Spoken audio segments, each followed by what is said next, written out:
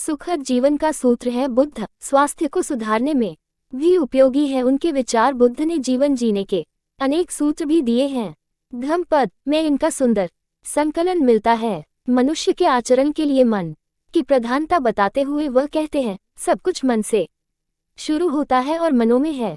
मनुष्य जीवन में आज सबसे बड़ी चुनौती बनते जा रहे स्वास्थ्य को सुधारने में भी बुद्ध के विचार उपयोगी हैं। गिरीश्वर मिश्र। बुद्ध पूर्णिमा के दिन ही गौतम बुद्ध का जन्म हुआ था। इसी दिन उन्हें ज्ञान की प्राप्ति हुई थी और इसी दिन उनका महापरिनिर्वाण भी हुआ था। ईसा पूर्व 5वीं सदी में जन्मे महात्मा बुद्ध अपने समय में प्रचलित धर्म, कर्म, विश्वास और जीवन पद्धति की विसंगतियों से क्षुब्ध थे।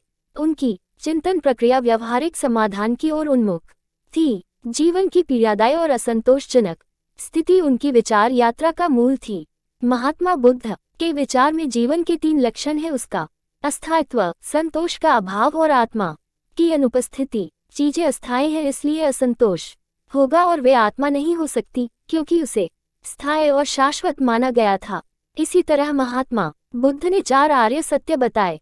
पहला, सभी प्राणी दुख का अनुभव करते हैं। दूसरा, दुख का कारण होता है, वो है इच्छाएं होना। इच्छाओं का पूरा न होना दुख का कारण बनता है। तीसरा, दुख से मुक्ति की राह है इच्छाएं न करना। चौथा, इसका उपाय है अष्टांगिक मार्ग जो सम्यक आचरण आदि है। महात्मा बुद्ध खुद को इच्छाओं के बाण को बाहर निकालने वाले शल्य चिकित्सक की तरह व्यक्त करते हैं। उनकी शिक्षाओं में सिर्फ मुक्ति का संदेश है। वो ये भी कहते हैं कि संदेह होने पर किसी और पर नहीं बल्कि अपने साक्षात अनुभव को प्रमाण माने। बुद्ध ने ये कहा कि हमारे जीवन और अनुभव में जो कुछ है वह केवल प्रक्रिया है और सभी चीजें कारणों से जुड़ी होती हैं। कुछ भी कारण से स्वतंत्र नहीं है। कर्म को केंद्र में लाकर महात्मा बुद्ध ने आत्मा के विचार के स्थान पर उसकी जगह एक प्रक्रिया के विचार को स्थापित किया जिनका अवलोकन किया जा सकता है। बुद्ध ने जीवन जीने के अनेक सूत्र भी दिए हैं। धम्मपद में इनका सुंदर संकलन मिलता है। मनुष्य के आचरण के लिए मन की प्रधानता बताते हुए वह कहते हैं, सब कुछ मन से शुरू होता है और मनों में है। अगर कोई दुष्ट मन से बोलता या करता है तो दुख उसका पीछा करता है।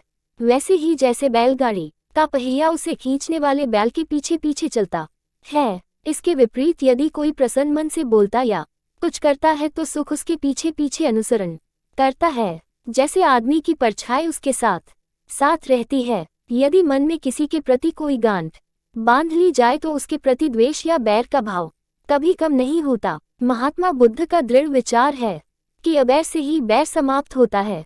वह कहते हैं कि पृथ्वी पर सभी प्राणियों का जीवन नश्वर है, परंतु अक्सर लोग ये बड़ा तथ्य भूल जाते हैं। जो ये जानता है कि इस दुनिया से विदाई अनिवार्य है, उसके मन में दूसरों के प्रति कटुता दूर हो जाती है। आसक्ति जैसी अग्नि नहीं रहती और द्वेष जैसा मल भी नहीं एकत्र होता है। इसी तरह यदि जीवन में अपरिग्रह यानी जरूरत से ज्यादा संग्रह न करना आ जाए तो लोग सुखी जीवन बिता सकेंगे।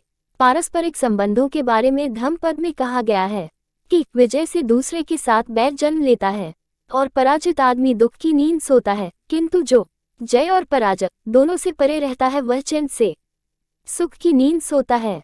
शांति से बड़ा कोई सुख नहीं होता। महात्मा बुद्ध की सीख है कि अक्रोध से क्रोध को, भलाई से दुष्ट को, दान से कंजूस को और सच से झूठ को जीतना चाहिए।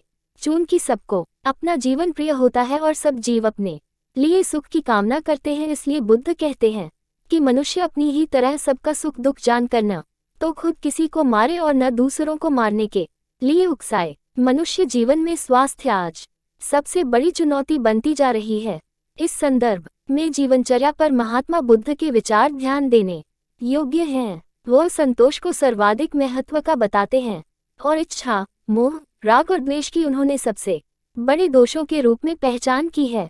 वह कहते हैं कि मनुष्य को शीलवान, समाधिमान, उद्यमशील और प्रज्ञावान होकर जीना चाहिए। वह सत्य को सबसे पहला धर्म कहते हैं और धर्म का आचरण निष्ठा से करने की हिदायत देते हैं। महात्मा बुद्ध के शब्दों में मनुष्य स्वयं अपना स्वामी है, उसे खुद ही अपने में मनुष्य स्वयं अपना स्वामी है, उसे खुद ही अपने आप को प्रेरित करना चाहिए। वह स्वयं अपनी चौकीदारी करे, वह स्वयं ही अपनी गति है। इसके लिए अपने को संयम की शिक्षा देनी होगी। अपने आप को जीतने वाला आत्मजयी सबसे बड़ा विजेता होता है, जिसका चित्त स्थिर नहीं, जो सत धर्म को नहीं जानता और जिसकी श्रद्धा डावाडोल है, उसकी प्रज्ञा परिपूर्ण नहीं हो सकती। योग से प्रज्ञा की वृद्धि होती है। जिसे प्रज्ञा नहीं होती उसे ध्यान नहीं होता, जिसे ध्यान नहीं होता उसे प्रज्ञा नहीं होती। बौद्ध चिंतन में व्यक्ति के उत्कृष्ट रूप को बोधिसत्व कहा गया है। बोधिसत्व वह व्यक्ति होता है जो अपने लिए नहीं बल्कि प्राणी मात्र को कल्याण के मार्ग पर लाना चाहता है। वह अपने दुखों से ही नहीं पार पाना चाहता, बल्कि सबके दुख की निवृत्ति उसका लक्ष्य होता है। उसका ज्ञान उसे संसार से विरत नहीं करता। वह अपने सामने की कठिनाइयों और संघर्षों से मुठभेड़ कर उन पर विजय के लिए अग्रसर होता है। बोधिसत्व लोकोपकार में तत्पर रहता है। सब जीवों के कल्याण के लिए त्याग ही उसका अभीष्ट होता है।